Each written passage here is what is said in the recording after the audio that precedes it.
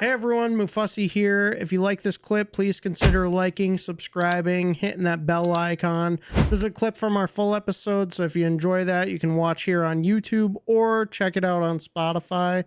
Enjoy the video, subscribe, goodbye. Number one, we got a Joe Hendry concert, baby. I loved it. It was so good. He's shitting on Gallus the whole time. He went to go do a little encore, but then Gallus stopped him and said, "No, we hate your song." And then they beat the shit You're just out of another him. flash in the pan. What was the song? Something about their accent. They're from Scotland, but they don't. Their accent's bad or some shit. Facial hair. Oh yeah, bad facial hair. Joe Coffey's facial hair. Yeah. Yeah, it was great stuff. And then Joe Hendry had an absolutely great promo towards the end of the show, calling out Joe Coffey. He's like, "Joe Coffey, I'm gonna show NXT that I am here to hang. I can hang with the best, and you're going down, bozo." It's true. We got two Joes from Scotland smacking beef. Hell yeah. Did you also see the stuff that Joe Hendry said today? I did not. TNA and NXT have collaborated, you know, once again a little bit here, and they are allowing Joe Hendry to train at the Performance Center.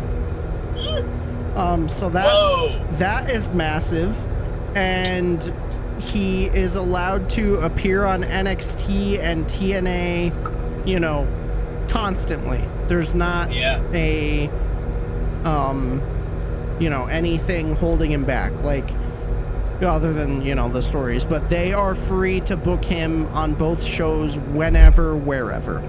Thank God. So that is really exciting. Joe Hendry's eventually going to go to WWE. As soon as his TNA contract is up, he's going there, dude.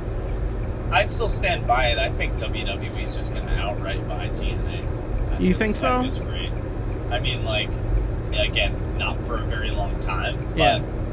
I think this is like a preview of like what's to come, because I think too now with like Triple H and Shawn Michaels, you know, obviously Triple H has a great eye for like storytelling, and so does Shawn Michaels, and then they both have their own sort of style. But I think part of that too is like we are learning more and more each day that they watch everything. Like, they're keeping their eye out. They watch fucking, you know, they kept their eye on Vactor. Yep. They picked up Julia. They're looking at TNA. They know Joe Hendry's a fucking sensation. It's like very, very clear that they watch. Would that be good for the business as a whole, though? Because, like, this is a collaboration and, you know, a team effort. If they buy TNA, I feel like it wouldn't be received well. It wouldn't. That's a problem. You know, I'm just saying the only people, I still think the only people that benefit from this partnership are WWE and maybe a little bit of TNA, and then the talent from TNA. Yeah, the talent are the ones that are benefiting the most. TNA not itself, necessarily TNA. They're almost just kind of like also there's TNA, and this is where they go sometimes. So, and that's the reason why I think this could all end with WWE purchasing TNA, because it mostly benefits them. But then imagine if all of TNA could benefit from a deal with WWE, you know? Yeah. But also, the landscape would shift, like, dramatically. It would change massively. You also got to think about all the wrestlers that are in TNA, right? Yeah. So... Yeah, the only way I could see WWE buying TNA be beneficial is if they buy them, own them, but then let them operate exactly how they are, but promote them a lot and put them on Peacock and put them, you know, host their pay-per-views and stuff like that. I run it like an NXT, where if they buy TNA and do like what they did with ECW, for example, it would fucking tank and TNA wouldn't exist in, you know, 5-10 years. If they bought TNA and then used it as like an NXT, then it could work.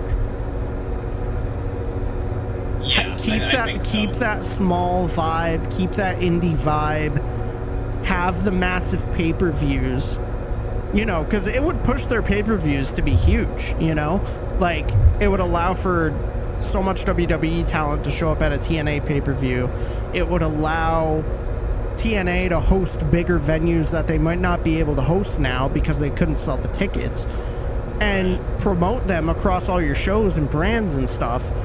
That then, yeah, give them a TV deal.